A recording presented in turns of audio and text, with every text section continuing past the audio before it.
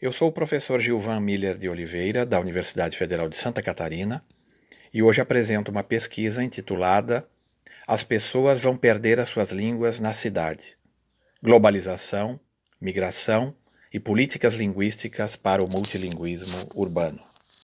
Essa pesquisa se insere no âmbito da Cátedra Unesco em Políticas Linguísticas para o Multilinguismo, com sede na UFSC, e que envolve 25 universidades em 13 países. Esta cátedra se organiza em 7 eixos de investigação, e a nossa pesquisa, a nossa mesa de hoje, envolve o eixo número 1, multilinguismo e internacionalização, e o eixo número 7, multilinguismo, migrações, fronteiras e diásporas. Apresentei esta pesquisa na Universidade Humboldt, em Berlim, em fevereiro, e volto a apresentar agora, numa discussão sobre o mapeamento das línguas de Berlim, num contexto do multilinguismo urbano. A preocupação, então, é o desenvolvimento de políticas linguísticas que possam valorizar as línguas como recursos e que possam sinalizar para políticas públicas que evitem que as pessoas venham a perder as suas línguas na cidade. Vamos começar observando, por exemplo, o Museu Nacional da História da Imigração em Paris, que já foi, até o início dos anos 2000, o museu colonial e que fez esse doloroso processo de transição entre o louvor ao colonialismo para uma compreensão do processo imigratório na França. E este museu nos apresenta uma série de exposições permanentes e também temporárias que nos permitem chegar às seguintes conclusões. Em primeiro lugar, que os imigrantes vêm de mais e mais longe, seguindo o fluxo do capital e o fluxo das mercadorias.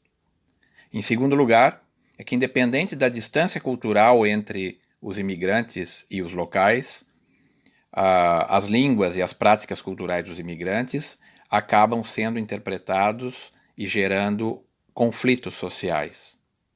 E, em terceiro lugar, o museu acredita que a França é o destino final da imigração, o que nós sabemos não ser verdade, porque a imigração é um fluxo contínuo que não tem parada final.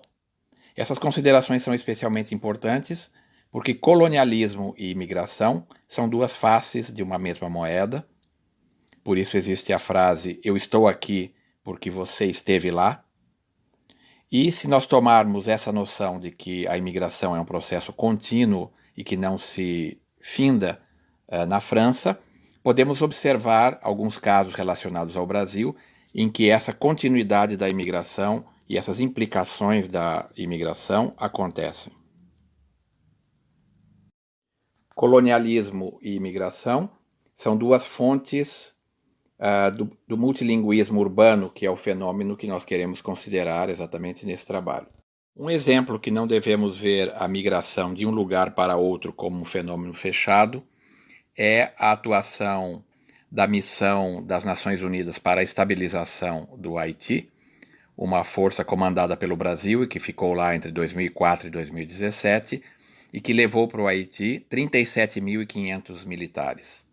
Uma consequência disso foi um fluxo de imigrantes haitianos para vários países da América do Sul, entre eles o Brasil, principalmente o Brasil, e entre 2010 e 2019 entraram no país 112 mil refugiados haitianos, que hoje constituem uma população de 146 mil pessoas. Com esse fluxo, o crioulo do Haiti passa a ser também uma língua brasileira e, portanto, o fato de termos estado lá significa que agora os haitianos estão aqui. Um outro exemplo deste movimento cruzado que vai tornando mais complexo o multilinguismo é o fato de que o Brasil recebeu uma imigração libanesa de 158 mil pessoas entre 1880 e 1929, o que gerou 7 milhões de descendentes de libaneses, a maior população libanesa no mundo, inclusive maior do que no próprio Líbano. Este fluxo não ficou por aí. 105 mil brasileiros de origem libanesa retornaram para o Líbano e vivem hoje, sobretudo no Vale do Bekaa, onde funcionam 25 escolas bilíngues português-árabe, mostrando que o fluxo da imigração não se interrompe, mas que ele engendra novos fenômenos, novos processos e, portanto, o bilinguismo em outra direção. Um último exemplo diz respeito à imigração japonesa para o Brasil, entre 1908 e 1973, com 200 mil imigrantes, e que gerou uma comunidade de descendentes hoje de no mínimo 1.500.000 pessoas. É verdade que a maioria destes descendentes de japoneses no Brasil não fala mais a língua japonesa, muito em função das políticas de nacionalização do ensino da ditadura Vargas, de 1937 a 1945. Isso não impediu o fluxo contrário de brasileiros para o Japão a partir de 1989, quando um número quase de 300 mil brasileiros migra para o Japão para trabalhar, dando origem a um grupo social chamado de DECASEG e tornando o português uma das línguas do Japão, assim como anteriormente o japonês tinha se tornado uma das línguas do Brasil com a imigração original. Esse multilinguismo e troca cultural causada pela imigração tem consequências não só educacionais ou culturais, mas inclusive diplomáticas. Uma delas é o fato do Japão ter pedido e ter sido aceito como observador associado da Comunidade dos Países de Língua Portuguesa em 2014, exatamente por ter o português, então, como uma das línguas faladas no país. Esses três exemplos, entre muitos outros, nos mostram que temos a ganhar com o fato de considerarmos que a nova disposição das línguas do mundo segue a estrutura de um território reticular na concepção de Rogério Hesbert, 2002, tal qual esse desenho enuncia. Nesses territórios reticulares constituídos por linhas, as cidades são os pontos que organizam todo o sistema, que dão organicidade a esse novo território. A sua importância é crescente em termos demográficos, cada vez há mais cidades enormes ou megacidades. Esse limite para as megacidades também se amplia. Hoje nós temos cidades com no máximo 25 milhões de habitantes, mas não há um limite para o crescimento dessas cidades. A ideia é de que tenhamos 40 megacidades em 2030, distribuídas em todos os continentes, mas que passemos a ter apenas 20 megacidades em 2100, concentradas sobretudo na África, porque a África é o continente com o maior crescimento demográfico atualmente e também com a maior população rural, que tem então um potencial muito grande de se deslocar para as cidades. As linhas que ligam estas cidades, estes pontos, revelam não só o fluxo que ocorre então entre as partes, mas também a orientação e a direcionalidade em que esses fluxos populacionais ocorrem. Isso é muito importante se considerarmos que nunca a migração internacional foi tão grande, que a migração internacional é um dos principais fatores que torna as cidades multilingües. São hoje 258 milhões de imigrantes internacionais e 26 milhões de refugiados. É verdade que este número sofrerá um impacto do coronavírus. Não sabemos ainda como este fenômeno de globalização vai permanecer, mas podemos dizer, então, que as cidades são o principal território multilingüe do mundo. A tendência do crescimento do seu multilinguismo continua existindo, e que o estudo desses fluxos, das barreiras que os impedem, dos fatores que os impelem, é uma forma interessante de pesquisar, portanto, o multilinguismo urbano. Proponho que passemos a observar, ou que possamos observar, 4 fatores que aumentam o multilinguismo nas cidades, que mantêm esse multilinguismo elevado. O primeiro, como já dito, é a questão da migração internacional, tanto do que diz respeito à migração econômica, quanto ao que diz respeito ao fluxo de refugiados. Mas 2 pontos que não devem ser desprezados são também o turismo internacional, que tem um impacto sobre o deslocamento das línguas, E a mobilidade acadêmica? Vamos a alguns dados. A globalização do turismo traz hoje um dado impressionante. 1 bilhão 184 milhões de viagens internacionais no ano de 2015. Isso não se refere ao fato que tantas pessoas viajaram, mas, por exemplo, inclui o fato de que algumas pessoas viajaram várias vezes neste ano. O principal continente receptador de turistas é a Europa, com 609 milhões, mas mesmo assim, o impacto sobre as Américas, com 191 milhões, ou sobre o espaço Ásia-Pacífico, com 277 milhões, traz um fator de pressão sobre o estabelecimento de novas relações multilingües e novas relações de aprendizado das línguas para as populações localizadas na cidade. Outro fator que muitas vezes não é considerado é o deslocamento de estudantes de nível terciário ou estudantes universitários pelo mundo. O número total de estudantes universitários no mundo era de 50 milhões em 1990, passou a 200 milhões neste momento, 2019, 2020, e tende a ter 300 milhões de pessoas nesse bojo em 2035. Desse total de 300 milhões, hoje de 200 milhões, 5,5 milhões de estudantes se deslocam de um país para outro por ano. No ano de 2016, esse número alcançou, portanto, a marca de 5,5 milhões, o que gerou um fluxo econômico de 1 bilhão 229 milhões de dólares em bolsas, segundo os dados das Nações Unidas. Vemos assim que a internacionalização da educação superior começa a produzir um fenômeno de massa, que os estudantes trazem línguas para as suas universidades em diferentes níveis de línguas vernaculares, como indígenas, até o estabelecimento de línguas internacionais. Sabemos que muito frequentemente as universidades ignoram as línguas faladas pelos estudantes e pelos professores, não as considerando como recursos que elas efetivamente são.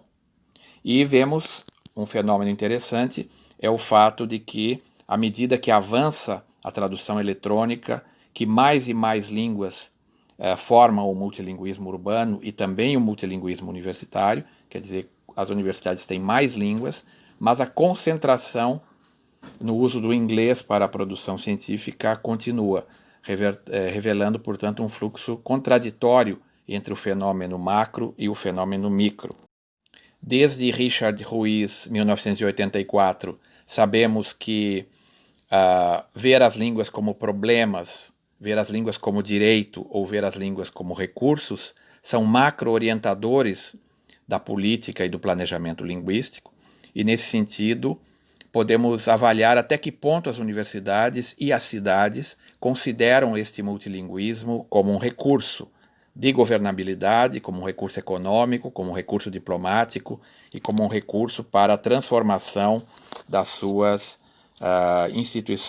Sabemos que muitos autores advogam os aspectos positivos do multilinguismo, mas há também alguns que trazem reflexões sobre consequências negativas do multilinguismo e da existência de diferentes culturas compartilhando um mesmo espaço. Uma pergunta que muitos gestores se fizeram e que tem sido reiteradamente feita é: quais são as estratégias ou metodologias para a manutenção da coesão social numa cidade com 100, 120, 170 comunidades linguísticas diferentes? Que metodologias podem ser usadas para a manutenção desta coesão social necessária à governabilidade, entre outras coisas? Sabemos, por um lado, que seria inaceitável hoje utilizar as metodologias do século XX para a produção do monolinguismo, proibindo línguas, tornando as pessoas monolíngues, tirando a oportunidade que elas têm de se deslocar entre diversas comunidades linguísticas. E sabemos também que seria um erro considerar as línguas em seu território urbano desconectadas deste território reticular mais amplo, dessas conexões que elas podem possibilitar. É esta ideia de território reticular que nos permite ver que mais e mais línguas assumem funções internacionais, não só as grandes línguas coloniais, como estávamos acostumados a considerar. Portanto, línguas de pequena população também passam a ser não mais apenas vernáculos locais, embora não tenham sido línguas coloniais, línguas nacionais em espaços geopoliticamente dispersos, e se tornam, assim, línguas internacionais de um novo tipo. Em Oliveira, 2019, eu tentei caracterizar as línguas internacionais. Eu diria que elas, em primeiro lugar, funcionam em repertórios com outras línguas, então, basicamente, com sujeitos multilingües. São crescentemente apoiadas por espaços outros que os seus países de origem, ou os países onde são línguas oficiais. Com o crescimento do seu grau de veicularidade, os não nativos passam a desempenhar papéis muito mais importantes, até em comparação com os falantes nativos. São línguas de abertura e oportunidade que conectam múltiplos espaços. Quando são línguas oficiais, a internacionalidade traz uma transformação nos seus modos de gestão. Elas normalmente precisam de menos monumentalidade, são línguas focadas mais em funcionalidades, em ser mais funcionais e menos monumentalizadas. E há um crescimento da percepção da sua importância por parte dos falantes, que então apoiam a sua própria expansão. Considerando que as cidades são então os principais territórios multilingües do mundo, que essas cidades vão continuar crescendo, tanto em número de pessoas como em número das próprias cidades, que há um fluxo circular de pessoas e, portanto, um deslocamento de comunidades linguísticas entre essas cidades, que são 4 fatores que fomentam o multilinguismo: as migrações econômicas, os refugiados, o turismo, a mobilidade acadêmica. Isso faz com que as línguas se tornem crescentemente internacionais. Isso modifica as suas características sociológicas. Considerando esses fatores, então, podemos fazer algumas sugestões finais. Uma delas é que uma pesquisa sobre o multilinguismo urbano precisa considerar a complexidade dos fluxos circulares de pessoas entre territórios, quem entra, quem sai, quem deixa, quanto tempo fica. Um segundo lugar é que precisamos estudar as correlações entre esses 4 fatores mencionados: os refugiados, os imigrantes internacionais, os estudantes internacionais e outros fatores, eventualmente. Podemos considerar que, para os gestores da cidade, isso quer dizer que a cidade não se limita mais ao seu território geográfico. Essa cidade tem uma inserção no mundo que é muito mais dinâmica e muito mais ampla, algo que ainda talvez não seja visto suficientemente pelos gestores. Lembrando que essa discussão foi feita sobretudo por uma solicitação do Senado de Berlim à Universidade Humboldt para discutir a questão do multilinguismo. É o que eu chamaria do fator de governança. E é importante, então, para a pesquisa, trazer membros das comunidades linguísticas para participar da pesquisa e contar as suas histórias, o que Michael Sim chamou de, então, pesquisa pós-monolíngue. Para concluir, eu gostaria apenas de dizer que podemos ver as cidades como um hub aeroportuário, que recebe voos de todo o mundo e redistribui estes voos em tantos destinos diferentes. Assim também os novos países, administrados por estados pós-coloniais, tendem a ser crescentemente multilingües e a ter uma cidadania transcultural, como já tem acontecido nas grandes cidades. Isto reorganiza o mundo em termos de territórios reticulares, em redes, que cria conexões, relacionamentos, conhecimento e que tornam as línguas um fator importantíssimo na manutenção da humanidade e dos direitos humanos. Muito obrigado.